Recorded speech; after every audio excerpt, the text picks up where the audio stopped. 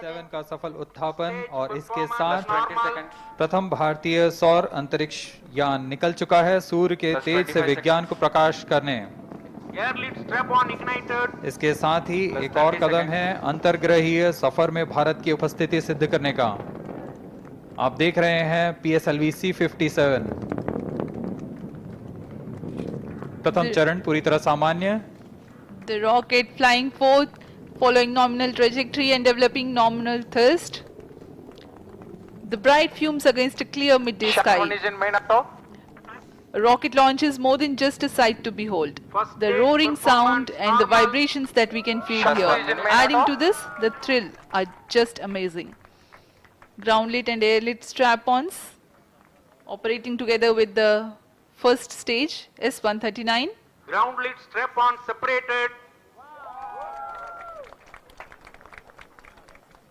जैसा कि निर्धारित है ग्राउंड लेड स्ट्रैप-ऑन को सेपरेट कर दिया गया है और प्रथम चरण का निष्पादन सामान्य है। इस घटनाक्रम में अगला एयर लेड स्ट्रैप-ऑन को यान से पृथक कर दिया जाएगा। Air lead strap on separated. जी हाँ, इसकी भी पुष्टि हो गई है। स्ट्रैप-ऑन को सफलतापूर्वक पृथक कर दिया गया है। We are 100 seconds past the launch time. The ground lit and air lit strap-ons have been separated. S-139 motor still thrusting. S-139 110 second के प्रज्वलन काल के पश्चात उसे भी पृथक कर दिया गया है। +2 minutes. द्वितीय चरण जो कि तरल नोदक पर आधारित चरण है, इसका प्रज्वलन शुरू हो चुका है और वर्तमान में प्रणोद उत्पन्न कर रहा है। The launch vehicle is at an altitude of 73 kilometers. First stage has been separated, second stage has begun its operation, and the closed loop guidance has been initiated. According to the announcement by Range Operations Director, PS2 is developing nominal thrust. PS2 41 ton के तरल नोदक पर आधारित चरण है। इसमें विकास engine द्वारा 800 kilo Newton का प्रणोद उत्पन्न होता है और इसका प्रज्वलन काल लगभग 150 सेकंड का होगा। Shar and Port Blair tracking stations presently acquiring signals.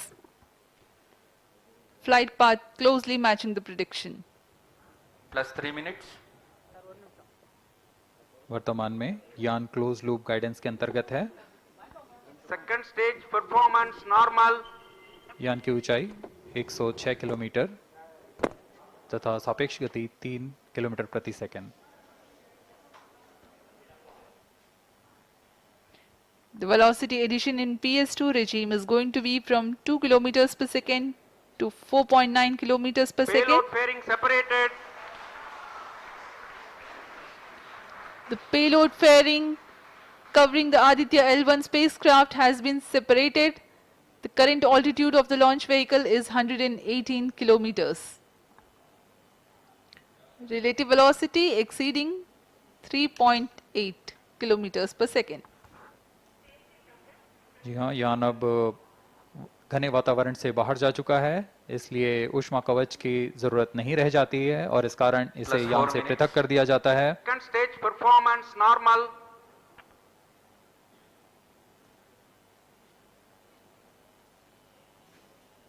द्वितीय चरण वर्तमान में प्रणोद उत्पन्न करता हुआ और यान पूरी तरह सामान्य प्रदर्शन करता हुआ अपने अनुमानित पथ की ओर बढ़ रहा है।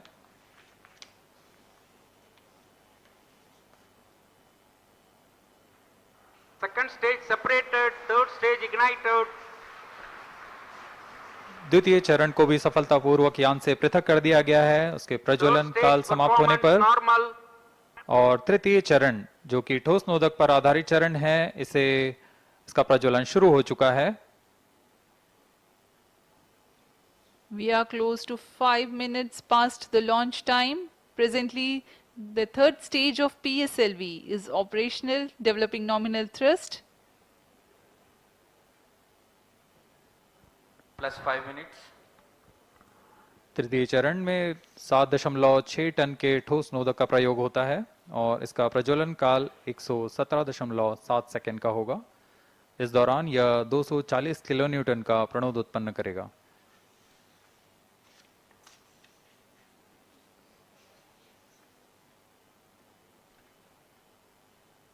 वर्तमान में यान की ऊंचाई 134 Third किलोमीटर stage performance तथा normal. सापेक्ष गति 5.96 किलोमीटर प्रति second.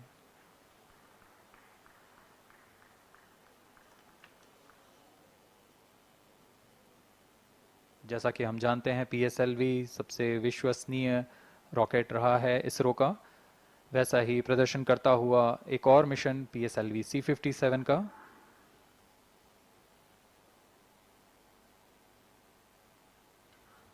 For the present mission, after PS3 completes Plus its 6 burn minutes. duration, a coast phase of 200 seconds will follow, in which the rocket will continue to be steered while there is no development of thrust.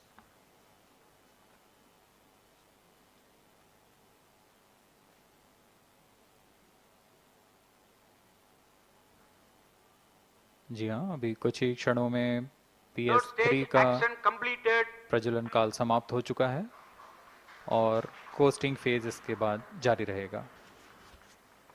Vehicle in combined hosting for approximately 200 seconds.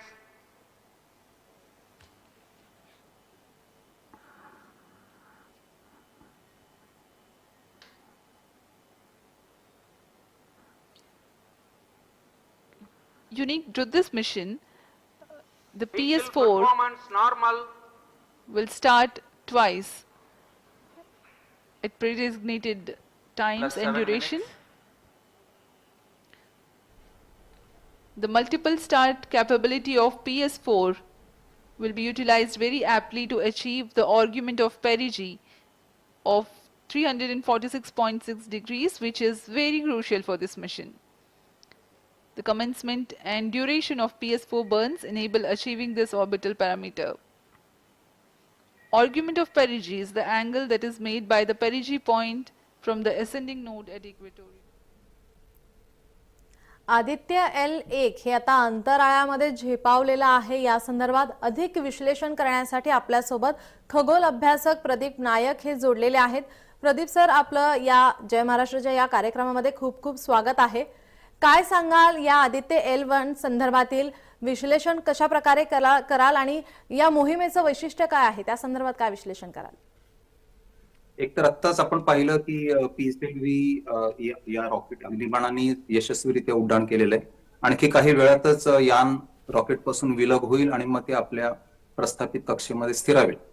तर यानाला हे जे यान आहे आदित्य, ते L1 हे जे Lagrange point आहे त्या पॉइंटवर पोहोचायला त्याला जवळजवळ 4 महिने लागणार आहेत। तर हळूहळू ती ऑर्बिट आपण वाढवत नेऊन मग कालांतराने तिथे ती L1 या पॉइंटला स्थिर करू। तर आदित्यचं सूर्याचं निरीक्षण हे का महत्वाचं आहे हे आपण पाहूया थोडक्यात आधी। कारण सूर्य हा आपल्याला सर्वात जवळचा तारा आहे। सूर्य आपल्यासाठी अत्यंत महत्वाचा आहे, पण सूर्यासारखे इतर सर्व जे तारे आपल्याला दिसतात सूर्यासारखेच तारे। त्यामुळे इतर ताऱ्यांचा अभ्यास करणं याच्यापेक्षा आपल्याला सूर्याचा अभ्यास करणं सोपं जातं, कारण तो खूप जवळ आहे। बाकीच्या ताऱ्यांचे इतके प्रचंड अंतरावर आहेत की त्यांचा अभ्यास करणं आपल्याला थेट एवढं सहज शक्य होत नाही। त्यामुळे सूर्याचा अभ्यास करणं आपल्यासाठी खूप महत्वाचं आहे। तर सूर्याचा अभ्यास गेली बरीच वर्ष करतोय, बरीच यानं करतायत, पण तरी पण त्याच्यात अजूनही आपल्याला पुरेशी सूर्याविषयी माहिती कळलेली नाही। उदाहरणार्थ एक अत्यंत वैशिष्ट्यपूर्ण सूर्याविषयीची माहिती अशी आहे की सूर्याच्या अंतर्भागामध्ये जो 1.5 कोटी डिग्री सेल्सिअस तापमान आहे सूर्याच्या अंतर्भागामध्ये, जिकडे त्या आण्विक प्रक्रिया होत असतात। आणि सूर्याच्या पृष्ठभागावरचं तापमान हे 6000 अंश सेल्सिअस आहे। आता सर्वसाधारण आपल्याला असं वाटतं की मग सूर्याच्या पृष्ठभागापासून आपण जर दूर दूर गेलो, म्हणजे सूर्याच्या वातावरणामध्ये गेलो, ज्याला करोना असं म्हणतात, तर तिथे टेम्परेचर आणखी कमी व्हायला पाहिजे। तर उलट होतं की सूर्याच्या पृष्ठभागावर 6000 अंश सेल्सिअस आणि जसं आपण सूर्याच्या पृष्ठापासून दूर जाऊ करोनामध्ये, तर ते तापमान वाढत जवळ 10 लाख अंश सेल्सिअस पर्यंत पोहोचतं। आणि हे अत्यंत आश्चर्यकारक निरीक्षण होतं। आणि हे अजून का असं होतंय, तापमान असं का वाढतं, याचं कोड पूर्णपणे अजून उलगडलेलं नाही। आणि आपण अशी आशा करूया की आदित्यमुळे हे कोड उलगडण्यास निदान थोडा तरी हातभार लागेल। त्यामुळे सूर्याच्या करोनामध्ये प्रभामंडलामध्ये जे वातावरणाचं जो ग्रेडियंट म्हणतात त्याला, म्हणजे वातावरण जे वाढत जातं पृष्ठभागापासून, त्याचं निरीक्षण करणं हे एक महत्वाचं काम आहे। दुसरं महत्वाचं काम असं आहे की सूर्यावरनं सातत्याने सौरज्वाला निर्माण होत असतात आणि ह्या सौरज्वाला अक्षरशः लक्षावधी किलोमीटर अशा फेकल्या जातात। तर हे सौरज्वाला का निर्माण होतात हे सुद्धा अजून पूर्णपणे कळलेलं नाही, बऱ्यापैकी माहिती आपल्याला मिळाली तरी पण पूर्णपणे कळलेलं नाही, तर त्याचं निरीक्षण केलं जाईल. आणि त्याचबरोबर आणखीन एक महत्वाचं निरीक्षण असं केलं जाणार आहे की सूर्यापासून ना जेव्हा सौर ज्वाला येतात किंवा काही कारणांमुळे सूर्यामधून प्रचंड वस्तुमान फेकलं जातं, त्याला करोनल मास इजेक्शन असं म्हणतात, CME, करोनल मास इजेक्शन. तर हे करोनल मास इजेक्शन नेमकं कशामुळे होतं आणि त्याचा आपल्यावर काय परिणाम होणार आहे, म्हणजे आपल्यावर म्हणजे पृथ्वीवर. तर हे करोनल मास इजेक्शन सातत्याने होत असतं, परंतु ते जर पृथ्वीच्या दिशेने आलं तर पृथ्वीच्या वातावरणामध्ये नक्कीच काही घडामोडी होतात. म्हणजे उदाहरणार्थ तो जो प्रकाश दिसतो आपल्याला दक्षिण ध्रुवावर आणि उत्तर ध्रुवावर, त्याला अरोरा असं म्हणतात, तर त्याच्यामध्ये प्रचंड प्रमाणात वाढ होते. त्याचप्रमाणे मॅग्नेटोस्फिअर जे पृथ्वीचं आहे त्याच्यावर परिणाम होतात. आणि जर प्रचंड असं जे वेगवान असं जर तो मास इजेक्शन आलं पृथ्वीच्या दिशेने, तर काही उपग्रहांच्या कक्षा बदलल्या जातात. किंबहुना असं पण मागे एकदा 1859 मध्ये झालं होतं की आपलं जे ह्याचं इलेक्ट्रिसिटी ग्रिड जे आहे अमेरिकेचं, ते सगळं पूर्णपणे कोसळलं होतं त्याच्यामुळे, ह्या कारणामुळे. आणि अनेक ठिकाणी आगी लागल्या होत्या, टेलिकम्युनिकेशन मध्ये प्रॉब्लेम झाले होते. तर त्यामुळे ह्या करोनल मास इजेक्शनचं अभ्यास करणं हे खूप महत्वाचं आहे. आणि त्याचप्रमाणे ते करोनल मास इजेक्शन झालं की ते पृथ्वीवर पोहोचायला काही काळ लागतो. तर आदित्य L1 या पॉइंटवर असल्यामुळे ते सुरुवात त्याची होऊन ते पृथ्वीपर्यंत पोहोचण्यासाठी जो वेळ लागणार त्याच्यामध्ये आपल्याला पूर्वसूचना मिळणार आहे की अरे हे मास इजेक्शन झालं तर आपण काय योग्य ती काळजी घेऊ शकतो का. अशा प्रकारचं अत्यंत महत्वाचं निरीक्षण सुद्धा ह्याचं केलं जाणार आहे. तर सौरज्वालांचं निरीक्षण, या करोनल मास इजेक्शनचं निरीक्षण, त्यानंतर त्याचा पृष्ठभाग, त्याच्यावर होणारे सौर डागांची निर्मिती, वादळ, सौर वादळ, याचा अभ्यास केला जाईल. मुख्यतः आणखीन एक म्हणजे सूर्यापासून आपल्याला एक प्रकारचा रेडिएशन म्हणजे प्रारणांचा आपल्याकडे एक प्रवाह येत असतो सतत. सूर्यापासून सर्व सौरमालेमध्ये येतो, तर त्याला सोलर विंड असं म्हणतात. त्या सोलर विंडचा अभ्यास देखील अत्यंत महत्वाचा आहे. म्हणजे अवकाशात जे अंतराळवीर जातात तर त्यांच्यासाठी ह्या सोलर विंड, सौर वारे, तर त्यांचा अभ्यास करणं, कारण त्याच्यामध्ये अत्यंत वेगवान असे पार्टिकल्स आपल्याकडे येत असतात, इलेक्ट्रॉन आणि प्रोटॉन, हे चार्ज पार्टिकल्स असतात, त्यांचा आपल्या शरीरावर परिणाम होऊ शकतो. तर त्यामुळे ह्या सोलर विंडचा सुद्धा अभ्यास करणं खूप महत्वाचं आहे. हे आदित्य L1 या पॉइंट पासून हे अत्यंत सेफपणे, कारण L1चं वैशिष्ट्य असं आहे की हा पृथ्वीपासून 15 लाख किलोमीटर अंतरावर आहे आणि त्याची कक्षा अशी विशिष्ट प्रकारे आहे की त्या L1 पॉइंट पासून सूर्याचं आपल्याला सतत 24 तास आदित्य निरीक्षण करू शकेल. जर तो पृथ्वीभोवती फिरत ठेवला असता तर सातत्याने निरीक्षण करता येणं शक्य नव्हतं. शिवाय मग पृथ्वीच्या वातावरणाचा थोडासा त्या उपग्रहांवर, यानांवर परिणाम होत असतो. हा सगळं आपण टाळून L1 अतिशय सेफ पॉइंट आहे, स्थिर पॉइंट आहे की जिकडे सूर्याचं आणि पृथ्वीचं जे गुरुत्वाकर्षण आहे हे इक्वल होतं. इकडे गुरुत्वाकर्षण नाही असं म्हणणं चुकीचं आहे, गुरुत्वाकर्षण आहे, पण ते दोघांचा जी खेचाखेच आहे गुरुत्वाकर्षणाची त्याचा समतोल राखला जातो आणि त्यामुळे तो पॉइंट स्थिर आहे असं मानलं जातं. तसे 5 पॉइंट आहेत, L1, L2, L3, L4 आणि L5. तर L4 आणि L5 खूप स्टेबल आहेत, पण ते आपल्या पृथ्वी आणि सूर्याच्या कक्षेमध्ये आहेत आणि तिकडे अनेक छोट्या छोट्या वस्तू असू शकतात. तर L1 हा सगळ्यात चांगला, कारण L2 हा पृथ्वीच्या पलीकडच्या बाजूला आहे. तर आता उदाहरणार्थ जेम्स वेब स्पेस टेलिस्कोप आहे ती L2 वर ठेवलेली, की जिकडे पृथ्वीचा आडोसा असल्यामुळे त्याला अवकाशाचं निरीक्षण करता येईल. तर आपल्याला सूर्याचं निरीक्षण करण्यासाठी हा L1 हा सर्वोत्कृष्ट पॉइंट आहे, कारण L3 हा सूर्याच्या पलीकडच्या बाजूला आहे, तर तिथे पाठवणं कठीण आहे. तर हे लाग्रांज पॉइंट जो आहे हा त्याच्यासाठी आपल्याला खूप महत्वाचा मानला जातो आणि त्या ठिकाणी आपण भारताचे पहिलंच यान पाठवणार आहोत.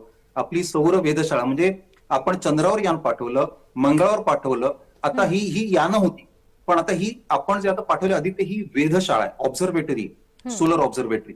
आणि त्यामुळे तिकडे प्रदीर्घ काळ ती त्या L1 पॉइंटवर राहून सूर्याचं खूप चांगलं निरीक्षण करू शकेल आणि आपल्या ज्ञानामध्ये प्रचंड भर पडू शकणार आहे.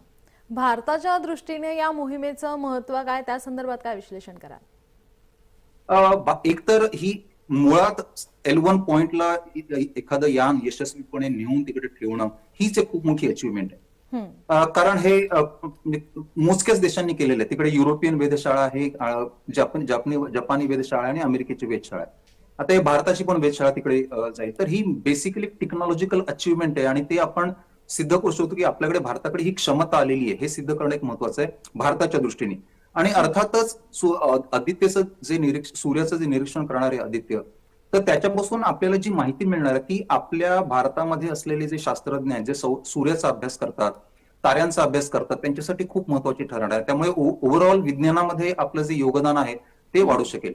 आणि शालेय विद्यार्थी आहेत त्यांना सुद्धा म्हणजे L1 पासून काही म्हणजे प्रोत्साहन मिळू शकेल की आदित्य आपण आदित्यचं यान पाठवलं तिकडे, तर ते एक नक्कीच आहे की ती आपली खूप मोठी अचिव्हमेंट आहे. आणि जसं चंद्रयान ही एक अचिव्हमेंट आहे, तसंच L1 ला पाठवणं एखादं यान ही सुद्धा आपली खूप मोठी अचिव्हमेंट असणार आहे. म्हणजे सूर्याचं निरीक्षण हे यापासून मिळणारी माहिती तर अत्यंत महत्वाची आहेच, पण त्याबरोबर सर्वसामान्य माणसांना सुद्धा तिकडनं सूर्यापासून मिळणाऱ्या माहितीमुळे वातावरणावर होणारा परिणाम सूर्याचा आणि त्याच्यापासून काय तोटे होऊ शकतात, तर त्याची योग्य ती काळजी कशी घ्यायची याच्याविषयी अवेअरनेस होईल असं मला वाटतंय. त्यामुळे हे भारताच्या दृष्टीने सुद्धा खूप महत्वाचं आहे. तुम्ही या मोहिमेकडे कसं बघता? कारण ही मोहीम अगदी भारतीयांसाठी, आपल्या भारतासाठी पहिली मोहीम आहे आणि अगदी अभिमानाची गोष्ट आहे. नक्कीच. मला असं वाटतं की म्हणजे ही मोहीम यशस्वी होईल याबद्दल शंका नाही, कारण आता यानाने यशस्वी उड्डाण केलेलं आहे अग्निबाणाचं. आता काही वेळा ते यान वेगळं झाल्यानंतर मग ते आपला त्याचा प्रवास सुरू करेल. तो प्रवास सुरू झाल्यावर आपण अर्ध यश तर आपण मिळवलेच आहे. तर मला असं वाटतं की सौर वेधशाळा स्थापन करणं अंतराळामध्ये हे खूप महत्वाचं आहे. खूप कमी देशांनी केलेलं असं मी म्हटलं त्याप्रमाणे. आणि सूर्याचा अभ्यास म्हणजेच सर्व ताऱ्यांचा अभ्यास. म्हणजे सर्व जे आपल्या आजूबाजूला जे तारे पसरलेले आहेत ते इतक्या प्रचंड अंतरावर आहेत की ते आपल्याला एका बिंदूप्रमाणे दिसतात. दुर्बिणीमधून सुद्धा कितीही शक्तिशाली मोठी दुर्बिणी घ्या, तुम्हाला तारे ठिपक्यासारखे दिसतात. तर त्याचा जो अभ्यास आपण करतो पृथ्वीवर बसून ताऱ्यांचा, तो स्पेक्ट्रोमीटर या यंत्राच्या सहाय्याने की त्याच्यापासून येणारा जो प्रकाश आहे त्याचं विश्लेषण करून आपण माहिती मिळवतो. मग त्याचा वेग काय वगैरे सगळं आपण त्याच्या सहाय्याने मोजतो. पण सूर्याच्या किंवा एखाद्या ताऱ्याच्या अंतर्भागामध्ये काय होत असतं तर हे कळणं खूप कठीण आहे. कारण आपल्याला असणारा सर्वात जवळचा जो तारा आहे प्रॉक्झिमा सेंटॉरी, त्या ठिकाणी सुद्धा ताशी 80,000 किलोमीटर या वेगाने यान पाठवायला जवळजवळ 60,000 वर्ष लागतील. म्हणजे एखाद्या आपल्या आकाशगंगेतल्या एखाद्या ताऱ्याच्या जवळ जाऊन अभ्यास करणं ही जवळजवळ अशक्य कोटीतली गोष्ट आहे. पण सुदैवाने आपल्या इतका जवळ तारा आहे 15 कोटी किलोमीटरवर, त्याचं जर निरीक्षण केलं तर ताऱ्यांविषयी सर्व माहिती मिळू शकेल. मला वैयक्तिकरित्या ताऱ्यांबद्दल खूप आकर्षण आहे.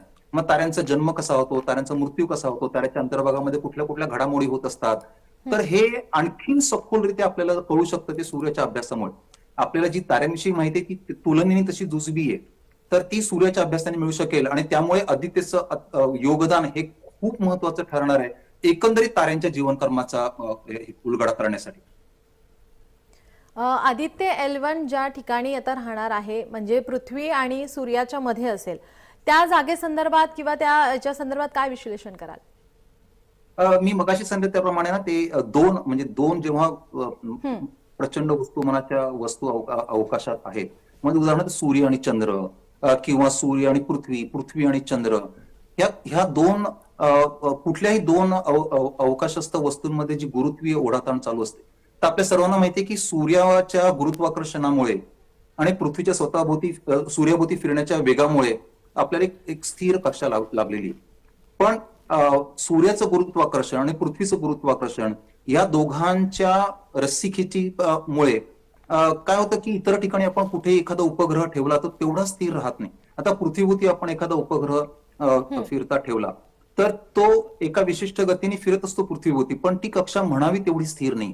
त्याला मध्ये मध्ये सारखं करेक्शन करावं लागतं. उदाहरणार्थ आता इंटरनॅशनल स्पेस स्टेशन आहे, ते 400-500 किलोमीटर उंचीवर फिरत असतं, पण त्याला सारखं त्याची कक्षा हळू घटत असते, मग ती पुन्हा त्याला विशिष्ट उंचीवर नेऊन ठेवावं लागतं. तर हे सगळं टाळण्यासाठी आणि सूर्याचं सातत्याने म्हणजे कंटिन्युअसली निरीक्षण 24 तास निरीक्षण करण्यासाठी L1 ही अतिशय उपयुक्त पॉइंट आहे. तर तो लाग्रांज नावाचा जो शास्त्रज्ञ होता त्यांनी हा टू बॉडी प्रॉब्लेम, हे दोन अवकाशस्थ वस्तूंचा जो एक प्रश्न आहे तो उलगडा करताना त्यांनी हे 5 पॉइंट मांडले. तर त्याच्या आधी युलरनी 3 पॉइंट मांडले होते, L1, L2, L3. मग लाग्रांजने आणखी 2 ऍडिशनल पॉइंट काढले आणि याला लाग्रांज पॉइंट असंच म्हणतात. तर हे 5 पॉइंट आहेत, तिकडे कुठली अवकाशस्थ वस्तू असेल तर ती स्थिर राहू शकते. आता गुरु आणि सूर्याच्या L4 आणि L5 पॉइंटवर अक्षरशः लक्षावधी छोटे छोटे लघुग्रह किंवा छोटे छोटे खडक आहेत. पृथ्वीच्या L4 आणि L5 वर कदाचित काही छोटे छोटे खडक असू शकतात, त्याचं अजून आपल्याला मला माहिती नाही. पण L1, L2, L3 हे निरीक्षणासाठी चांगले.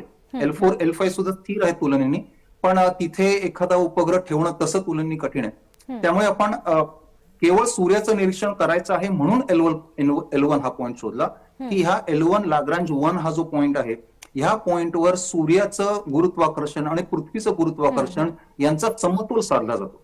आणि त्या समतोल साधला गेल्यामुळे तिकडे एखादा उपग्रह आपण त्या L1 या पॉइंटवर नेऊन ठेवला तर तो स्थिर राहतो. आता L1 हा पॉइंट म्हणजे अक्षरशः पॉइंट असा नाही येत, एक छोटासा हॅलो आहे.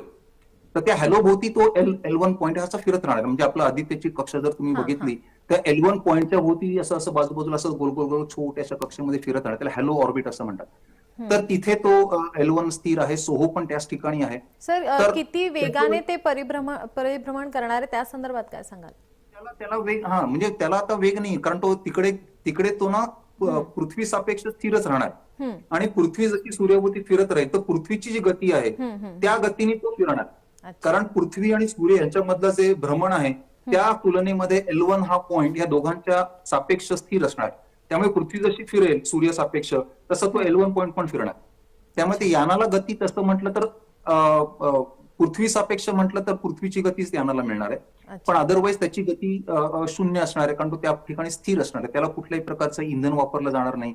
आणि हे महत्वाचं, तुम्हाला कुठल्याही प्रकारच्या इंधनाची आवश्यकता नाही. एकदा L1 या पॉइंटवर यान पोहोचलं की तुम्हाला इंधनाची आवश्यकता नसते.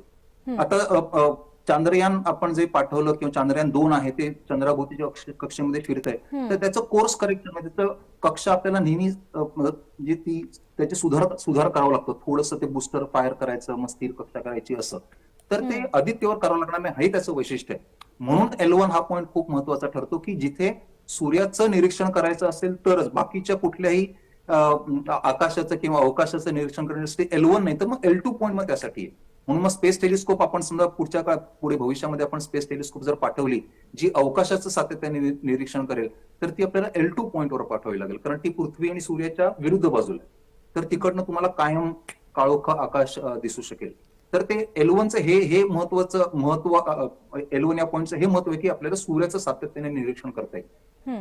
सूर्याच्या अभ्यासासोबतच आपल्याला इतर ताऱ्यांचा सुद्धा अभ्यास घेता येऊ शकतो का? नाही, म्हणजे तर आदित्यला आपण एक स्पेसिफिक टास्क दिलेला आहे. आता आदित्य यान काय खूप प्रचंड मोठं यान नाहीये, तर त्याला यानाच्या आकाराला त्याच्या वजनाला एक क्षमता असते. मग एक ठराविक म्हणजे तुम्ही प्रचंड वस्तुमान नेऊ शकत नाही. आपल्या अग्निबाणाची त्याला लिमिट आहे, शिवाय त्या यानाचं स्वतःच एक लिमिट आहे.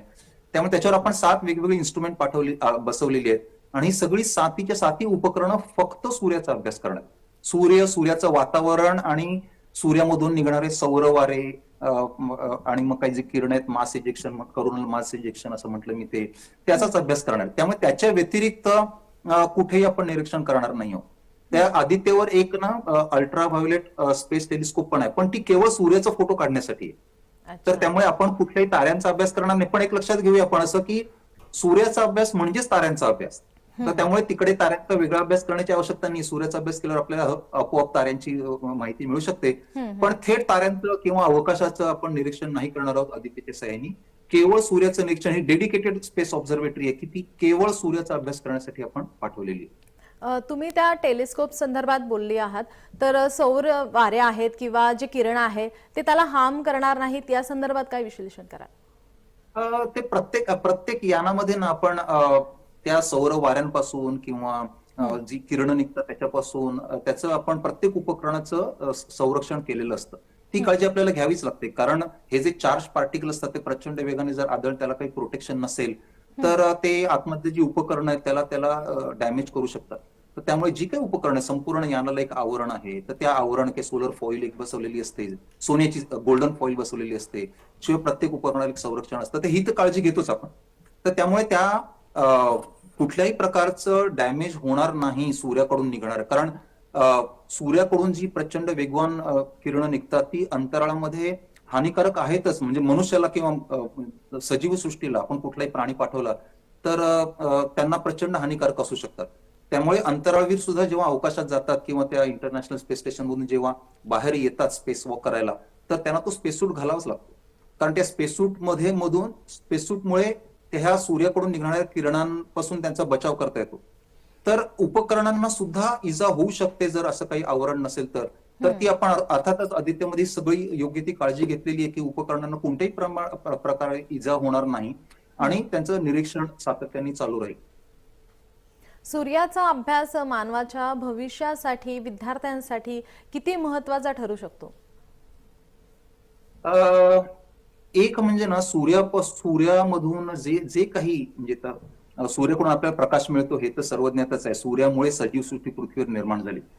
पण सूर्यामधून आणखीन म्हणजे वेगवेगळ्या प्रकारची जी किरणं निघतात, मग अशी म्हटलं मी त्याप्रमाणे सौर वारे आहेत, करोनल मास इजेक्शन आहे, तर त्याच्यामुळे पृथ्वी भोवती म्हणजे आता गेल्या 100-1 वर्षामध्ये आपण उपग्रहांविषयी किंवा अवकाश विज्ञानाविषयी एवढी प्रचंड प्रगती केलेली आहे, तर त्यामुळे अवकाशात पाठवलेल्या सगळ्या यानांचं योग्य प्रकारे संरक्षण करणं हे अत्यंत महत्वाचं आहे. आणि टेलिकम्युनिकेशन सुद्धा इतकं महत्वाचं झालेलं आहे की जर टेलिकम्युनिकेशन जर बंद पडलं काही काळाकरता तर संपूर्ण जगामध्ये हलकल्लोळ माजू शकतो. तर असं काही म्हणजे होऊ नये भविष्य काळामध्ये, तर त्यासाठी आपल्याला सूर्याचं निरीक्षण खूप महत्वाचं आहे. कारण हे करोनल मास इजेक्शन आहे, ही कधीतरी क्वचित होणारी घटना आहे. म्हणजे 1859 मध्ये झालेला जो ब्लॅकआउट आहे तो सोडला तर तेवढ्या मोठ्या प्रमाणात अजून झालेलं नाही. कारण हे करोनल मास इजेक्शन सूर्यामधून कुठल्याही दिशेला जाऊ शकतं. जर योगायोगाने किंवा दुर्दैवाने ते पृथ्वीच्या दिशेने जर आलं तर पृथ्वीला ते हानिकारक ठरू शकतं. पृथ्वीला म्हणजे पृथ्वीच्या वातावरणाला, म्हणजे प्रत्यक्ष पृथ्वीला काही होणार नाही, पण पृथ्वीच्या वातावरणामध्ये असलेले जे घटक आहेत तर त्याच्यामध्ये काय सोलर स्टॉर्म्स म्हणजे वेगवेगळे मॅग्नेटिक स्टॉर्म्स येऊ शकतात किंवा तो अरोरल लाईट एकदम अचानक दिसू शकतो. म्हणजे अगदी आपल्याला जम्मू काश्मीरमध्ये सुद्धा दिसू शकेल अशा प्रकारचा स्टॉर्म आलतो रात्रीच्या अंधारातला जो अरोराचा लाईट आहे तो, नॉर्दर्न लाईट म्हणतात त्याला, तो तर असं दिसू शकेल. पण त्याचबरोबर उपग्रह आहेत त्यांना इजा होऊ शकते, टेलिकम्युनिकेशन फेल होऊ शकतं, नंतर मॅग्नेटिक स्टॉर्म्स येऊ शकतात किंवा दळणवळण यंत्रणा पूर्णपणे कोलमडू शकते. पॉवर ग्रिड्स असतात ते कोलॅप्स होऊ शकतात, म्हणजे अचानक म्हणजे सगळीकडे ब्लॅकआउट होईल पॉवर ग्रिड कोलॅप्स झालं तर जे 1859 मध्ये झालं. आणि मग शॉर्ट सर्किट होऊन आगी लागू शकतात. हे सगळे जे परिणाम आहेत तर ते आपल्याला गेल्या 40-1 वर्षात अनुभवलेले नाहीयेत आपण, पण याचा अर्थ ते भविष्यात कधी होणार नाही असं नाही. तर हे जर सौर वादळ अशा प्रकारचं प्रचंड ताकदीचं असं जर आलं तर असं होऊ शकतं. त्यामुळे सूर्याचा म्हणजे आदित्य जो सूर्याचा अभ्यास करणं तो त्यासाठी खूप महत्वाचा आहे सगळ्या मानव जातीला आणि विद्यार्थ्यांना सुद्धा. म्हणजे सूर्याची जी माहिती आहे ती माहिती जेव्हा शालेय उपक्रमामध्ये, शालेय पुस्तकांमध्ये जेव्हा समजावून सांगितली जाईल किंवा दिली जाईल तर निश्चितच सूर्याविषयी मुलांना जास्त माहिती होईल. कारण सूर्य हा, मी आता म्हटलं त्याप्रमाणे, की हा सूर्य एक तारा आहे आणि सूर्याचं महत्व हे आपल्यासाठी अत्यंत म्हणजे वैशिष्ट्यपूर्ण आहे. त्यामुळे सूर्याला इग्नोर करून चालणारच नाही, प्रत्येकाला सूर्याविषयी माहिती असलीच पाहिजे. तर त्याचा आदित्यमुळे नक्कीच फायदा होईल, सर्वसामान्य लोकांना सूर्याविषयी माहिती कळू शकेल. नक्कीच सर, या मोहिमेचं नाव आदित्य L1 असं देण्यात आलेलं आहे. का देण्यात आलं त्याच्या संदर्भात एक छोटंसं विश्लेषण कराल? एक तर L1 हे म्हणजे लाग्रांज 1 पॉइंट म्हणून L1 दिलेलं आहे. ओके, एल ही काही सिरीज नाही आहे की चंद्रयान 1, चंद्रयान 2, चंद्रयान 3 ही सिरीज आहे, हे चालू राहील कधी. पण आदित्यची सिरीज नाही आहे. आदित्य ही वेधशाळा आहे, ती अनेक वर्ष त्या ठिकाणी काम करणार आहे. पण त्याला आदित्य L1 आपण म्हटलं कारण तो लाग्रांज 1 पॉइंट वर आहे म्हणून आदित्य L1.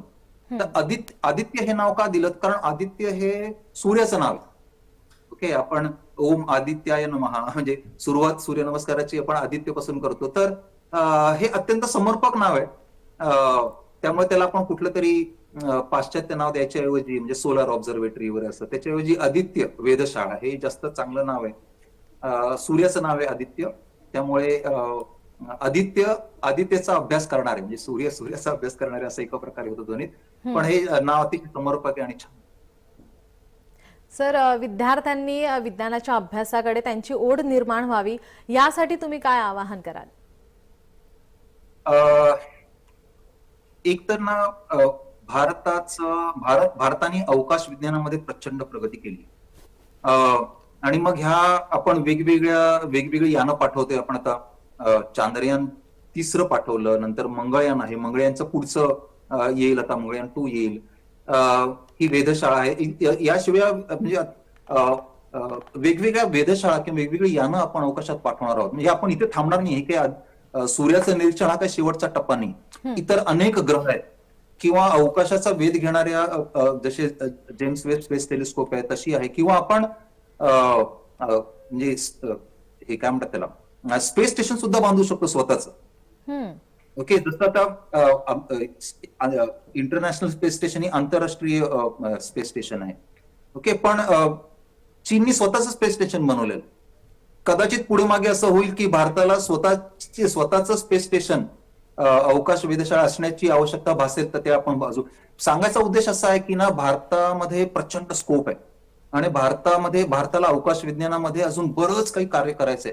त्या दृष्टीने जर विद्यार्थ्यांनी ह्या सगळे जे उपक्रम चाललेले आहेत इस्रोचे, त्याचा जर मागोवा ठेवला, काय काय चाललेलं आहे त्याचं जर आपण त्याचा अभ्यास करत राहिले तर पुढे मागे त्यांना अनेक म्हणजे करिअरच्या ऑपॉर्च्युनिटीज डेव्हलप होऊ शकतात. आपल्याकडे इंडियन इन्स्टिट्यूट ऑफ ऍस्ट्रॉनॉमी किंवा हे IIST नावाची एक इन्स्टिट्यूट आहे, तर त्याच्या थ्रू इस्रोमध्ये तुम्ही इंजिनियर म्हणून लागू शकता. तर आपल्याकडे ऑपॉर्च्युनिटीज भरपूर आहेत. म्हणजे तुम्हाला जर करिअरच्या दृष्टीने जर बघितलं तर भारतामध्ये अवकाश विज्ञानामध्ये भरपूर ऑपॉर्च्युनिटीज आहेत. तर त्या दृष्टीने विद्यार्थ्यांनी तिकडे बघितलं पाहिजे. शिवाय ह्या ज्या वेगवेगळी निरीक्षणं चाललेली आहेत, तर त्या निरीक्षणामधून काय माहिती मिळते तर त्याचा मागोवा सगळ्यांनी घेतला पाहिजे. ही माहिती सातत्याने उपलब्ध करून दिली पाहिजे. आणि ही माध्यमं जी आहेत तुमच्यासारखी, त्या माध्यमाने सुद्धा सातत्याने, आता एक यानाचं उड्डाण झालं तर तिकडे थांबता कामा नये, कारण उड्डाण हे महत्वाचं आहे. पण त्याच्यानंतर, त्या उड्डाणाच्या नंतर काय होतं, कुठल्या प्रकारची निरीक्षण केली जातात, कुठली माहिती मिळते आपल्याला, तर त्या माहितीचं सातत्याने काहीतरी लोकांना उपलब्ध ती माहिती करून देणं हे पण खूप महत्वाचं आहे. तसं जर झालं तर लोकांमध्ये जास्त अशा या प्रकारची जागृती निर्माण होईल.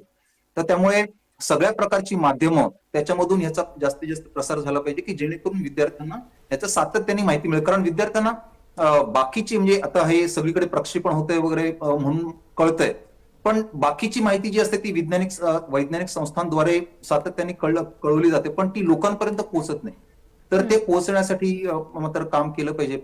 अदरवाईज पुन्हा हे फक्त एक विशिष्ट घटना झाली आणि मग सगळेजण विसरले, असं होता कामा नये. तर त्यासाठी आपण त्या सातत्याने त्याचा पाठपुरावा केला पाहिजे असं मला वाटतं. सर, हे आदित्य L1 हे कशा प्रकारे बनवण्यात आलं आहे, त्या संदर्भात कसं विश्लेषण कराल? एकतर आदित्य L1 म्हणजे मुळात जेव्हा सौर वेधशाळा, म्हणजे सूर्याचं निरीक्षण करण्यासाठी वेधशाळा बनवायची, तर त्यासाठी खूप प्लॅनिंग लागतं. हे काय असं आपण गेल्या 2 वर्षात ठरवलं आणि अचानक झालं असं नाहीये. ह्याचं अनेक वर्षांपासून काम चालू असतं. कुठलीही मोहीम असेल तर ती मोहीम आपण म्हणतो 4 वर्षात झाली, 5 वर्षात झाली, पण त्याच्या मागे बरंच काम असतं. तर हे सगळं काम आहे ते अनेक वर्षांपासून सुरू होतं. आणि मग ती संकल्पना जेव्हा पहिल्यांदा मांडली गेली तर त्याप्रमाणे मग ती कुठे वेधशाळा ठेवायची, त्याच्यामध्ये कुठली इन्स्ट्रुमेंट्स असायला पाहिजेत, आपण कुठल्या अग्निबाणाच्या सैन्य ते पाठवणार, या सगळ्याचा हा सखोल अभ्यास केला जातो. मग तो प्रोजेक्ट रिपोर्ट तयार होतो, मग तो फिजिबिलिटी रिपोर्ट तयार होतो, आणि मग हळूहळू मग त्या यानाच्या बांधणीला सुरुवात होते. मग यानातल्या प्रत्येक इन्स्ट्रुमेंट जे आहे त्याची चाचणी घेतली जाते, आणि मग त्याला कुठल्या प्रकारची प्राणांना त्याला तोंड द्यावं लागणार आहे, मग तशी प्राण आपण पृथ्वीवर प्रयोगशाळेमध्ये निर्माण करून मग ते यान व्यवस्थित चालतंय, ते उपकरण व्यवस्थित चालतंय की नाही, हे सगळं बघावं लागतं. आणि ह्या सगळ्या चाचण्यांमधून हे जेव्हा सगळं यान जातं त्यावेळेस मग त्याची उभारणी केली जाते, त्याची जोडणी केली जाते.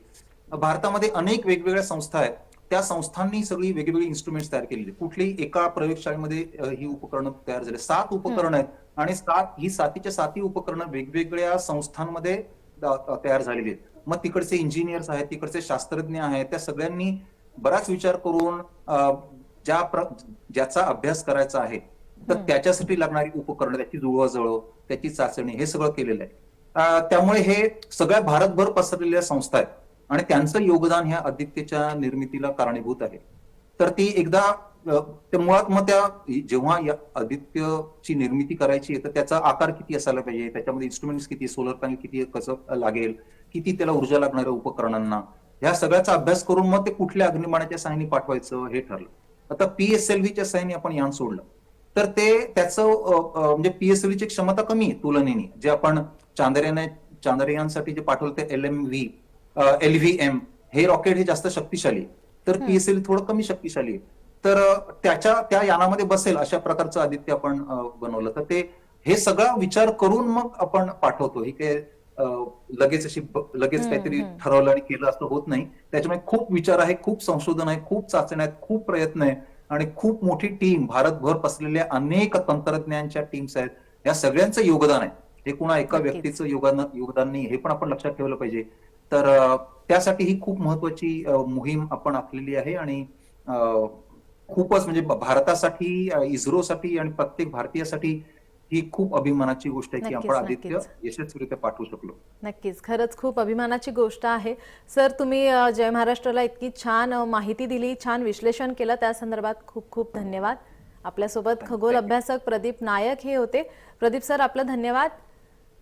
आपण पाहतोय की आता आदित्य L1 हे या अंतराळामध्ये झेपावलेलं आहे आणि आता सर्वांच्याच नजरा या ठिकाणी लागलेल्या आहेत. आदित्य L1 ही मोहीम भारतीयांसाठी अभिमानाची गोष्ट आहे.